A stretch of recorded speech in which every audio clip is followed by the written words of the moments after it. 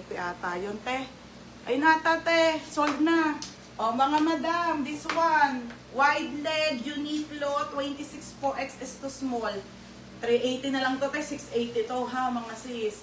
Pero hindi na po uulit ng mga ganito, ha. Pamain ako dito ng Mine Uniqlo. Mine Uniqlo 380. Mine Uniqlo 380. Yes, be, may mga 28 pa po. Wait lang, be, ha. O, mine ako dito, Uniqlo.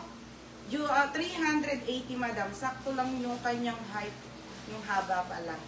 O, ayan mga madam, ha. 380 po. Next mga madam, yung suot ko na, be.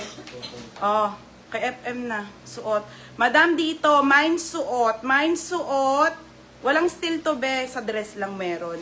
Mine suot, medium na lang po isa, tsaka large. Mine suot, sa CK po na suot ko, ha.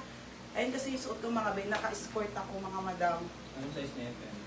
Diba? Ang payat kong tignan. Oh, ayan ha, 26 lang to. Madam, 26 na lang to ha, may 34 ako. Ah, sige po, wait lang. Oh, si Gail, Camia, tsaka si FM. Madam, 26 lang sagad ha. Oh, Gail, Camia, Nika, sa si FM. Ito si FM suot ko. Oh, FM, yours na ha. 160 na lang din.